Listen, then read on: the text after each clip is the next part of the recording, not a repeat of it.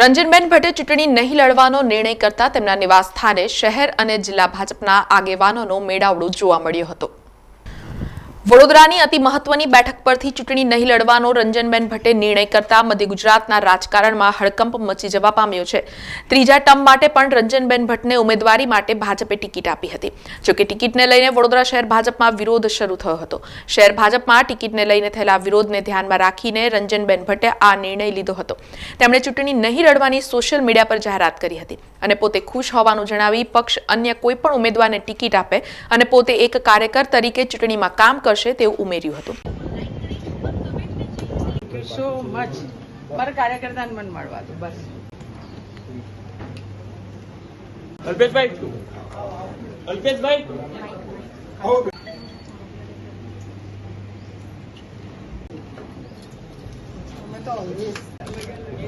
ના રે એવું કઈ ના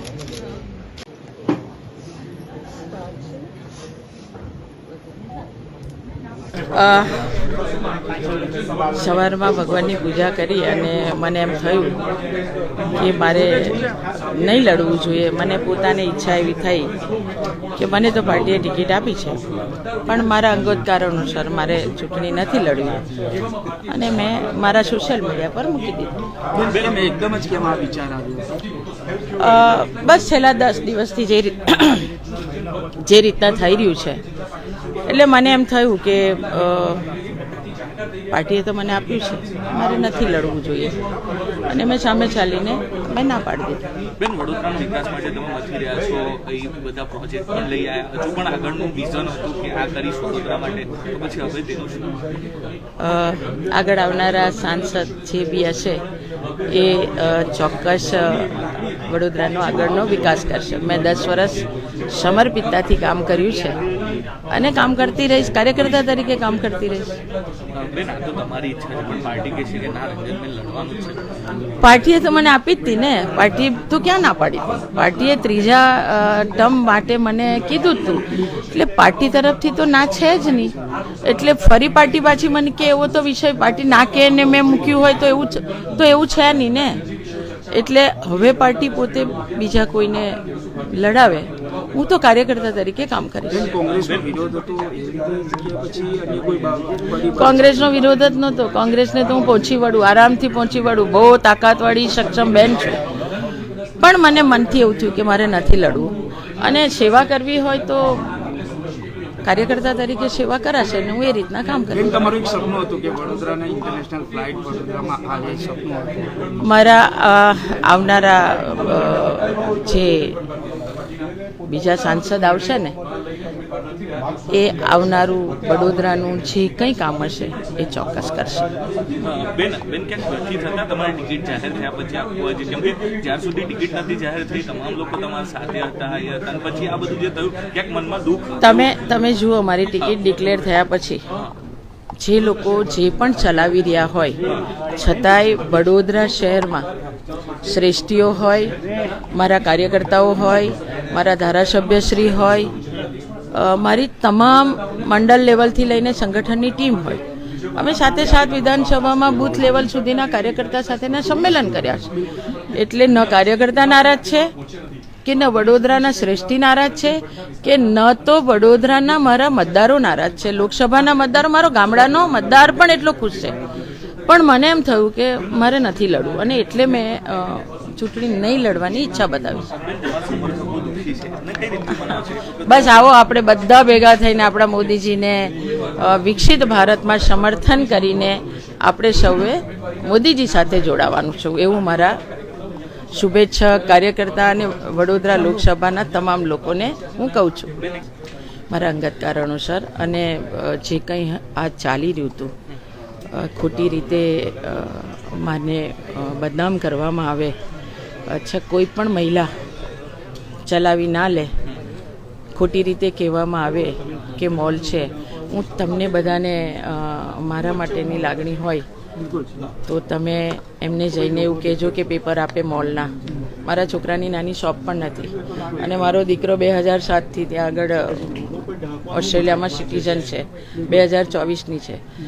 પણ ખોટું આ રીતનું સ્ટેટમેન્ટ આપવું વગર લેવે દેવે, અને આપ બધા મીડિયાના મિત્રો પણ મોલ છે એવું ચલાવો તો માગો તો ખરા ભલા માણસ, માગ્યા વગર ચલાવો એ બી તમને કેટલું અંશે વ્યાજબી દેખાય. તો મને એમ થયું કે એક મહિલા તરીકે આ ખોટું જે રીતનું કરવું એના કરતાં ચૂંટણી લડ્યા વગર પણ મારા મોદીજીને હું સમર્થન કરી શકું, અને એટલે મેં જાતે નિર્ણય કર્યો કે મારે નથી લડવું. મોવડી મંડળ સાથે કે સાહેબ સાથે કઈ વાતચીત? મેં તમને કહું, મારા જાતે મેં નિર્ણય લીધો છે. મને નથી મારા ઉપરથી કોઈ કહેવામાં આવ્યું કે નથી પ્રદેશથી કોઈએ કીધું. હું મારી જાતે સવારમાં મારા અવધૂત પાસે બેસીને બેઠી અને મને એમ થયું કે રોજ કંઈ નવું ગતકડું હોય એના કરતાં સામેથી કહી દઈએ કે ભાઈ બીજા ઉમેદવાર, મારું ભાજપ કે મારી વડોદરા, આના માટેનું કંઈ બી ખરાબ થાય એ હું વડોદરાની છું, એટલે હું સામે ચાલીને ચૂંટણી ન લડવાની ઈચ્છા બતાવી દઉં તો વધારે સારું, અને એટલે મેં સામે ચાલીને આ ઈચ્છા બતાવી. સાહેબ કહેશે તો સાહેબે તો મને આપી જ છે ને ટિકિટ. સાહેબે ક્યાં મને નથી આપી? મને ત્રીજી વખત ટિકિટ આપી. સાહેબ કહેશે કે પણ કાર્યકર્તાને કોઈને પણ આપે પાર્ટી, અને હું એની સાથે કામ કરીશ. બસ કાર્યકર્તા તરીકે હું કામ કરવા આજે બી તૈયાર છું. આવનારા દિવસોમાં પણ એ રીતે હું કામ કરવાની છું. તમે વ્યથિત હતા અને હવે તમારા નારાજ જે સમર્થકો છે એમને કઈ રીતે મનાવશો? એટલે એવું કહેજો. ના, આપણે બધા હું પોતે જ કામ કરવાનું છું ભાજપનું, મોદી સાહેબનું, તો મારા કાર્યકર્તા પણ કામ કરશે જ ને. અમે બધા કામ કરવાના છે, બિલકુલ કામ કરવાના. બેન, આ તો તમારો એક અંગત પર્સનલ તમે ના પાડો છો, પણ જો પાર્ટી યથાવત રાખશે તો શું ઉમેદવારી હું પાર્ટીને વિનંતી કરીશ કે તમે બીજા કોઈને બી લડાવો, મારે ચૂંટણી નથી લડવી. બિલકુલ. ત્યારે પૂર્વ મંત્રી રાજેન્દ્ર ત્રિવેદી, વાઘોડિયાના પૂર્વ ધારાસભ્ય ધર્મેન્દ્રસિંહ વાઘેલા, પૂર્વ મંત્રી જીતુ સુખડિયા સહિત શહેર અને જિલ્લા ભાજપના કાર્યકરો તેમના નિવાસસ્થાને પહોંચ્યા હતા, જ્યાં મહિલા કોર્પોરેટરો ભીની આંખે રંજનબેન ભટ્ટને ભેટીને રડતા હોય તેવા દ્રશ્યો કેમેરામાં કેદ થયા હતા.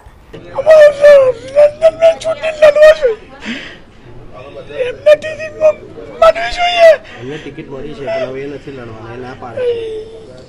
એમને લડવું જોઈએ. અમે બધા એમની સાથે છીએ. ના પાડે છે તો શું કહેશો? ના, અમે બધા એમની સપોર્ટમાં જ છીએ. જી, લડવું જોઈએ. શું કહેશો તમે? કેટલી હિંમત આપો છો? એમના માટે બધી સપોર્ટ છે અમારી. બધો સપોર્ટ છે. માનો છો બેને ખોટો નિર્ણય લીધો? હા, ખોટો નિર્ણય. કારણ કે બેને આટલા સક્ષમ છે, 2 વર્ષથી જીતતા આવ્યા છે, કામ કર્યા છે, અને આ કામ કર્યા છે એમને બહુ કામ કર્યા છે. તો જ ત્રીજી વાર ટિકિટ મળે ને? હા, તો જ મળે. જી, આ નિર્ણયને કઈ રીતે જુઓ છો તમે? એમના નિર્ણય ખોટો છે. વડોદરામાં છેલ્લા ઘણા વર્ષોથી આપણે જોઈ રહ્યા છે, સારા લોકોને કઈક રીતે બદનામ કરવાના, એમને કામ કરતા અટકાવવાના, શહેરના વિકાસમાં જે રીતે રોડા નાખનારા લોકો છે, જે ભ્રષ્ટાચારીય લોકો છે, હવે શહેર રાક્ષસોના હવાલે થશે એવું અમે જોઈ રહ્યા છે આજની તારીખે. કારણ કે સારા લોકો આવી રીતે રાજીનામું આપી દેશે તો શહેરનું હિત કોણ વિચારશે? શહેરના વિકાસનું કોણ વિચારશે? તો જે રીતનો અત્યારનો માહોલ અમે જાતે જો આજે અમે કોઈ ભારતીય જનતા પાર્ટી માટે અહીં નથી રંજનબેનને તે ઊભા, અમે વડોદરા શહેરના નાગરિક તરીકે ઊભા છે કે સારા લોકોની જરૂર છે. ગામડે 10 વર્ષથી આજ સુધી એક પણ કલંક વડોદરા શહેર પર લાગ્યું નથી. હવે એવા કલંકિત લોકોને ટિકિટ આપશે જેનાથી આખું ભવિષ્ય આ પાર્ટીના તમામ લોકોને પણ ખબર પડશે એવું અમને દેખાઈ રહ્યું છે. સુજલ, કેસ કરીને હેટ્રિક કરવી, કારણ કે 2 ટર્મ કામ કર્યા હોય તો જ ત્રીજી ટર્મ ટિકિટ આપે. કઈ દિશામાં જોઈ રહ્યા છો? બેન, 2 ટર્મથી કામ કર્યા જ છે અને ત્રીજી ટર્મમાં ટિકિટ લાયા છે અને જંગી લીડથી જીતવાના હતા, 10 લાખથી પણ વધારે લીડથી જીતવાના હતા.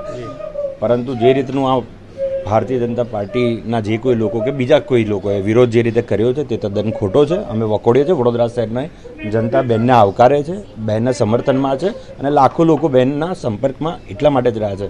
અત્યાર સુધીના બેનના તમામ પ્રોગ્રામ સક્સેસ ગયા છે. જેટલી પણ જગ્યાએ આવકારને પ્રોગ્રામ રાખ્યો છે બધો સક્સેસ ગયો છે. પરંતુ કંઈક ને કંઈક રાક્ષસો આ શહેર પર હાવી થવાના છે એ અમને અત્યારે અંદાજ દેખાઈ રહ્યો છે, જે અમે થવા નહીં દઈએ. અમે બેનને મનાવીએ છીએ કે બેન તમે માની જાઓ ને પાછું ખેંચો. કદાચ ટેકનિકલ રીતે હજુ પણ એવું કરી શકાય કે બેન પાછું ખેંચે અને ફરી એકવાર વડોદરાનું હિત જળવાય. અમે તો કહી રહ્યા છે બેનને કે પાછું ખેંચો, વડોદરાનું હિત જળવાય અને વડોદરા શહેરનો વિકાસ જે છે એ થાય.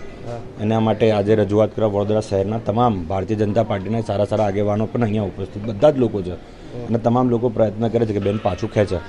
જ્યારે આ મામલે પૂર્વ ધારાસભ્ય જીતેન્દ્ર સુખડિયાનું કોટક નિવેદન સામે આવ્યું છે. તેમણે જણાવ્યું હતું કે અમારા ટાઈમે આટલું ગંદુ રાજકારણ ન હતું. છેલ્લા 6 દિવસથી વડોદરા મહાનગરમાં ભારતીય જનતા પાર્ટીની વિધાનસભા સમિતિઓના માધ્યમથી ઉમેદવાર શ્રીમતી રંજનબેન ભટ્ટને જે રીતનો આવકાર મળ્યો છે, લોકોએ એમના પ્રત્યે જે પ્રેમ દર્શાવ્યો છે, ત્યાર પછી એકાએક આ રાજીનામું અમને આંચકો આપનારું છે. અમને દુઃખ થાય છે કે વડોદરાની રાજનીતિ આવી નથી. પહેલાં બધા લાગણીના સંબંધોથી કાર્યકર્તા કામ કરતા હોય છે. સમગ્ર વડોદરા શહેરના કાર્યકર્તા ડિસ્ટર્બ થયો છે, ગ્રસિત થયો છે અને એટલે જ આખા શહેરભરમાંથી કાર્યકર્તાઓ રંજનબેનને મળવા માટે અહીં આવ્યા છે. આ ઘટના જે ઘટી છે એનાથી મને અત્યંત દુઃખ થયું છે. રંજનબેન 2 ટર્મથી ચૂંટાયા, દિવસના 24 કલાક એ સક્રિય રહ્યા છે તેમ કહી શકાય અને કાર્યકર્તાઓને સાથે લઈને ચાલનારી બેન હતી. બધાને પ્રેમ અને વાત્સલ્ય આપ્યું છે, કોઈને ફટકાર નથી આપ્યો, કદી ક્યારેય કોઈનો તિરસ્કાર નથી કર્યો. આવી સારી બેન રાજનીતિમાંથી ઉમેદવારીમાંથી ખસી જાય એ વડોદરા શહેરની જનતા માટે આંચકારૂપ સમાચાર છે. 5 સંમેલન તમે આવ્યા છો, તમે જોયું છે. શહેરવાડીનું પહેલું સંમેલન થયું, પછી રાવપુરાનું થયું, સયાજીગંજનું થયું, અકોટાનું થયું ને કાલે માંજરપુરનું પણ થયું. લોકોએ ફટાકડા ફોડીને સ્વાગત કર્યું છે. લોકોએ મળ્યા છે, આનંદ વ્યક્ત કર્યો છે અને એકાએક આ રાજીનામું આવી જાય એ કાર્યકર્તાઓને કંઈક ગમે તેવી બાબત નથી. કાર્યકર્તા અમારો દુઃખી છે. એ મોવડી મંડળનો સવાલ છે, કેમ કે રાજનીતિ કેવી રીતે ચલાવવી, નીતિ નિર્ધારણ તો મોવડી મંડળ જ કરે. રાજ્યની જે સ્થિતિ છે, દેશની જે સ્થિતિ છે અને બધા વર્ગના લોકોને સાચવવા પડે એટલે એમની રીતે એ નિર્ણય લેતા હોય, પણ એમાં આપણને લાગતું હોય તે પ્રમાણે વાત આપણે પણ એમને કહેવી જોઈએ તે અમે કહીશું. સમાચારોના સતત અપડેટ માટે TNN ન્યૂઝને YouTube પર સબસ્ક્રાઇબ કરી બેલ આઇકોન પ્રેસ કરો અને અમારી સાથે જોડાયેલા રહો Facebook, Instagram અને Twitter ઉપર.